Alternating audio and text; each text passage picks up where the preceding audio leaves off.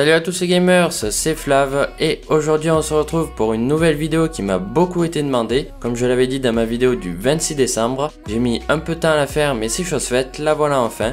Je vais donc vous présenter mon setup gaming de tout ce que j'utilise, que ce soit en termes de logiciel ou de matériel. Sachez que pour ceux qui en ont envie, je mettrai les liens de tout ce que je vais présenter dans la description. Allez, c'est parti!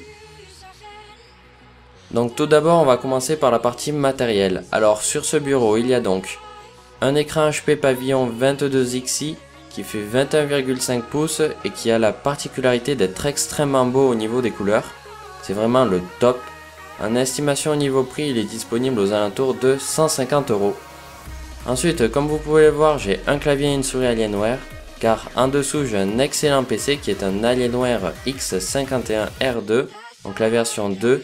Qui est un très bon PC, mais il est cher car il est disponible à partir de 800 €, bien que moi je l'ai eu en réduction à 700 €, qui est le prix de la version R1.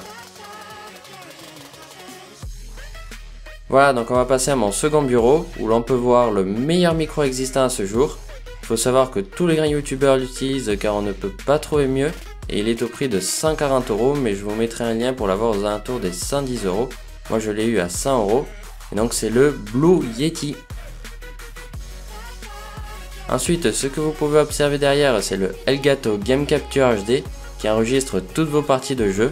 Il est vraiment parfait, vous n'avez aucune baisse de qualité et il filme en 1080p à 30 fps. Ce magnifique appareil est disponible au prix de 150 € au lieu de 200 € à la base.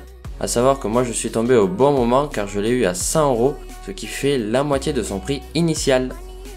Ensuite, l'écran c'est un Yamaha ProLight E2773HS qui est le meilleur écran si vous voulez jouer à la console dessus, car il a un temps de réponse extrêmement rapide de 1 milliseconde, à savoir qu'il n'existe pas mieux. En plus de ça, il fait 27 pouces, ce qui est très grand pour un écran de PC, et donc il est pour moi le meilleur qui existe. Le seul point négatif est son prix de 310 €. Mais je vous mettrai un lien dans la description pour l'obtenir aux alentours des 220 €. Juste ici vous pouvez voir la Kinect, deux manettes Xbox One, le porte-monnaie Call of Duty Ghost. Alors par contre je ne pourrai pas vous dire où l'obtenir car on me l'a offert pour Noël. Ensuite vous pouvez voir la Xbox One, donc j'ai eu la version avec Call of Duty Ghost au prix de 530 €. Alors moi je l'ai eu en promo à 490 €, mais à la base ce pack est à 530 €. Voilà, donc la console marche impec et elle est vraiment parfaite.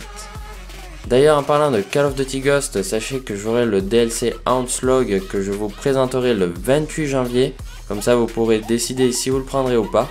Et ceux qui sont sur PS3 et PS4 pourront le voir un mois à l'avance et pourront décider s'ils comptent l'obtenir ou pas. On passe maintenant à la partie logiciel.